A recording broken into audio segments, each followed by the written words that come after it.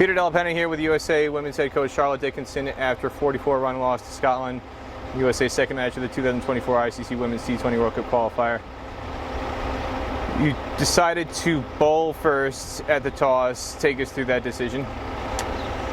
The team, we've had lots of chats about whether we should bat or whether we should bowl.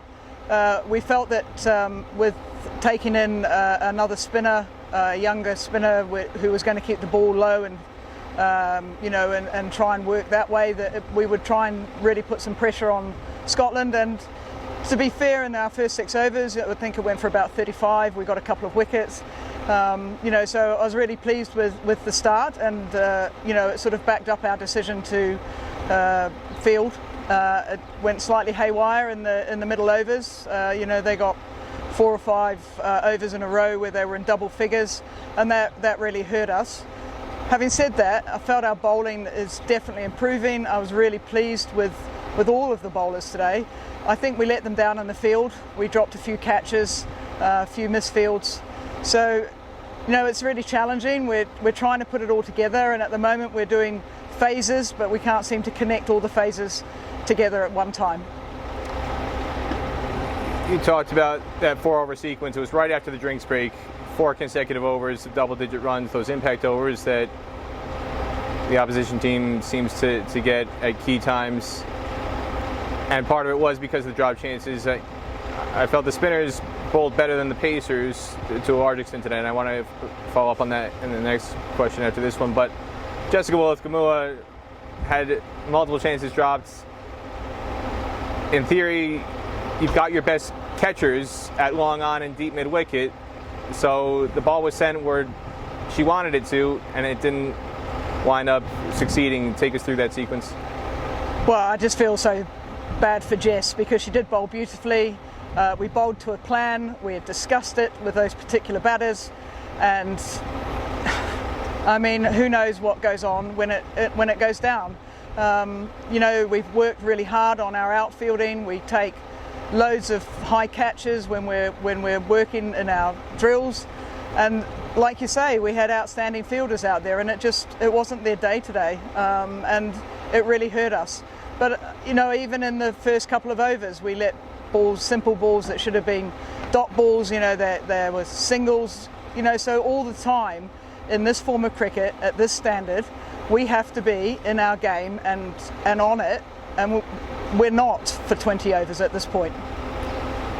And just to follow up on that, before I go back to the bowling and the tactics, it's been something that's been a discussion point throughout the matches that USA has played so far in terms of the commentary on the broadcast, and what is to blame for that with regards to systemic issues, developmental issues. These players obviously don't get a chance to play on good outfields on a regular basis, so at times it almost looks like they're anticipating a bad bounce that never comes because they're not used to playing on such a good standard outfield, and that hesitation continues to open the door for extra runs, misfields on balls that are not taking weird bounces. They're straightforward bounces to fielders that they look apprehensive about based on the habits that have been formed in the U.S. How are you able to adjust to try and recalibrate players mentally in such a short space of time to try and iron out those bad habits? Well, the one thing that is very key with the US team is that they are so supportive of each other, that they're having a really tough tour, and yeah, we haven't won a game on tour yet, but I've never seen a group stick together and work so hard for each other, support each other. So I think that's the first major hurdle out of the way, is that they back each other and they want to be successful, and they want their friends to be successful. In terms of what we're doing, we continue to warm up as hard as we can, and they are doing all these things in the warm-up. Whether or not it's nerves, whether or not, like you say, they're anticipating in the game situation something that's not going to happen because the fields are fantastic here, maybe it's just a mindset and they just can't get themselves over that hurdle. We certainly need to play more regularly on good tracks and good outfields, We need to play more regularly against opposition, international opposition, so that we can test the players. Maybe they need to do a lot more work at just general fielding when they're back at home in their clubs and their academies. Into regionals, they just seem to turn up and play an awful lot of cricket. And maybe we need to be, highlighting good training practices, not just about bowling and batting, but also about, the fielding. Tactically, I asked this question to Cindy Sriharsha the other night, and I want to ask it again. Slow bowling seemed the way to go. With Uganda, their spinners were outstanding, and arguably USA's best bowler the other night was Aditi Chidasama. Again here, Aditi Chidasama, her figures might look expensive on paper, 1 for 28. I thought she bowled far better than that. Sanvi Amadi on debut was incredible, I thought, for a 15-year-old to bowl the way she did. Every ball came out. For a leg spinner, I didn't really see any loose deliveries. No. And yet, it was the spinner who was dropped to bring in Sanvi Amadi, and USA has kind of persisted with a very pace-heavy attack, whereas other teams have shown as slow bowling is a lot more difficult to score off of. Just take us through the tactics, if you can, in terms of why USA has decided to go pace-heavy as opposed to using more of the spin options that have been brought on this tour, like a Sai Uni or Ritu Singh. So in terms of Ritu, she has struggled with her bowling, and it's put in a lot of pressure on her, and we felt that she needed a break today, and we brought in the young leg spinner, and she did an outstanding job, and I'm really pleased. Her family were here to see her get her cap, and to see the joy when she got her wicket, and her teammates, was brilliant. Ritu will find her way back into the team. There's absolutely no question of that. I think, we need to look at Thailand. They are used to playing a lot of spin, and we've got some good spinners, absolutely.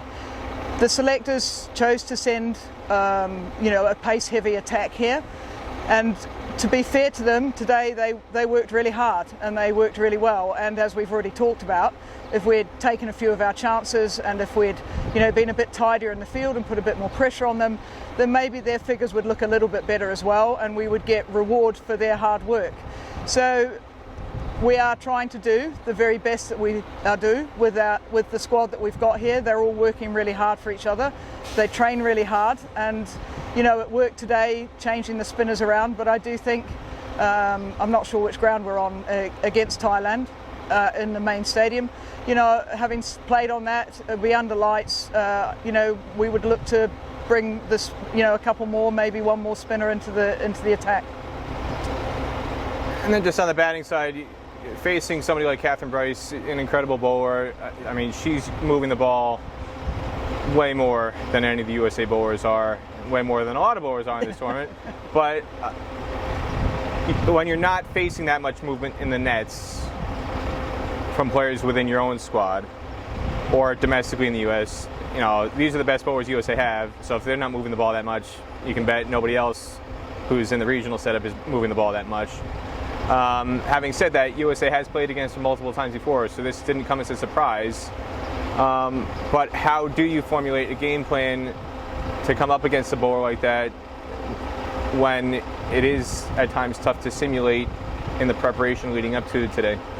Well, I mean, you've already just said it. It's super difficult. I mean, Scotland were outstanding with the ball. Their two opening bowlers just destroyed us, inside the power play, and they were backed up superbly by their fielders. So, hats off to Scotland. They've really prepared very well for this tournament over the last couple of years, and and we came up against it today. Having said that, I'm really pleased with the way that 5, 6, 7, 8, 9 and down to 10 performed, with the bat. They haven't had a lot of opportunity, and I think they worked out what to do. Yeah, we're not hitting the boundaries as such. We went out with a very key game plan. Unfortunately, Gargi just didn't work today, but we had a key game plan. So we just need to practice more against good bowlers. So potentially we need to look at playing a bit more men's cricket, boys cricket, age group cricket. We need to play on good pitches and not Astros. We need to look at our video analysis and make sure that everybody is on form. But every now and then you just come up against it, and our top 4 batters, are good batters, and they got done in today by Scotland, and they've put their hands up to it, and they feel that they can do better, and that's what I'll expect in the next match. What is the biggest positive you can take out of today going forward to the match against Thailand? Well, that we didn't buckle, that we weren't all out for 40 or 50, that people were resilient with the bat and stayed out there for 20 overs and got over 100 runs. That wasn't looking likely in the first 5 or 6 overs at all. So I'm really proud of the lower order batters for sticking to it. I am pleased with the bowlers. I know 150 looks bad, but I think they bowled really well against some very good and inventive batters. We played them in a warm-up game and we got rather undone by their reverse sweeps and and those sorts of things. They're moving down the track. We did a lot of work on that, and we were better than when we played them in that warm-up game, although the result doesn't look that way. So we've got to carry those sorts of positives forward. It's really challenging. We're doing so much of our preparation work right in the middle of the tournament. Moving forward for US cricket, ideally they'll give the girls opportunity to do more preparation before they come to these sorts of tournaments. Anything else you want to say about today's game? Well, it was super hot. They tried really hard. They're looking forward to a night game. And I'm just really proud of the way they're sticking to it, and they're sticking together, and they're supporting each other. And as a coach, when times are hard, I think that shows their resilience. All right, USA Women's head coach Charlotte Dickenson, thank you again. Thank you.